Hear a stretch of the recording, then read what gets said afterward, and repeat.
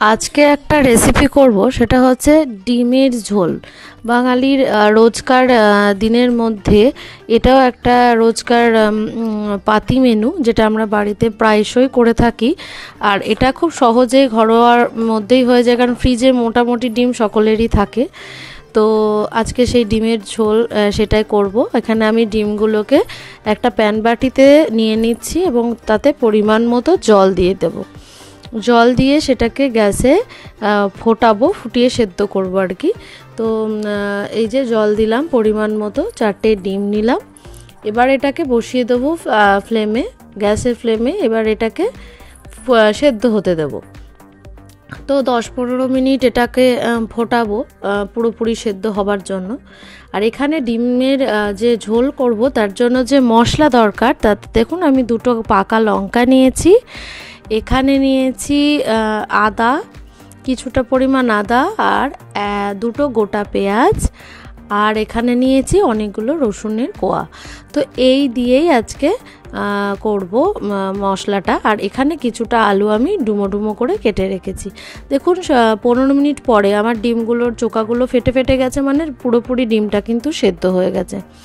ডিম যদি পুরোপুরি সেদ্ধ না হয় তাহলে ওই যে এই চোকাগুলো ছাড়ানোর সময় এবড়ো খেবড়ো ভাবে ডিমগুলো কিন্তু ছেড়ে চলে আসে, তাতে ডিমটাও নষ্ট হয় আর দেখতেও ভালো লাগে না, ছাড়াতেও কষ্ট হয়। তাই সম্পূর্ণ সেদ্ধ হয়েছে কিনা বোঝার একটা টেকনিক হচ্ছে ওপরের এই যে স্তরটা, খোলাটা, সেটা সম্পূর্ণ ফেটে ফেটে গেলে বুঝতে হবে যে ডিমটা পুরোপুরি সেদ্ধ হয়ে গেছে।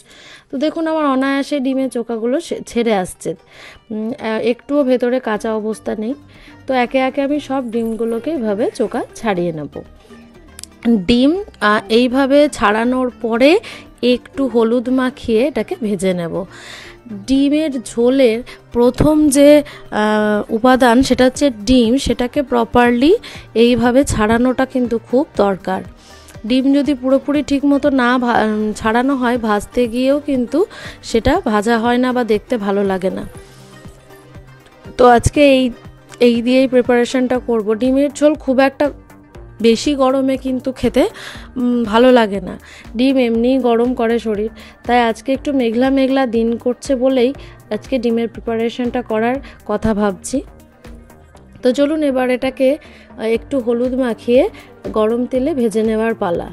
তো গ্যাসের মধ্যে এবার আমি কড়াইটাকে বসিয়ে নেব।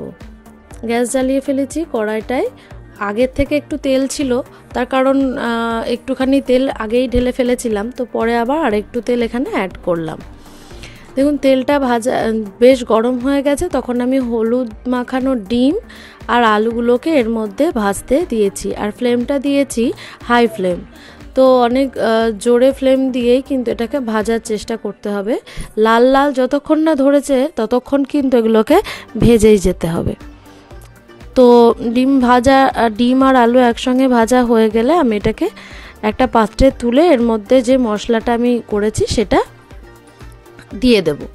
এই যে লাল ধরে গেছে ডিম প্রায়, এবার একে একে তুলে নেব একটা পাত্রে। ডিম আলু একসাথেই ভাজা। আলু এখানে ভেজেছি তার একটাই কারণ, আলু অনেক সময় কাঁচা দিলেও চলে, কিন্তু ভাজলে একটু ঝোলের স্বাদটা একটু বেড়ে যায়।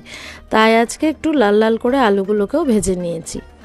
তো এবার ওই মশলাগুলো আমি মিক্সিতে পেস্ট করে রেখেছি, সেই মশলাটাকে আমি এর মধ্যে এই গরম তেলের মধ্যে ছেড়ে দেবো।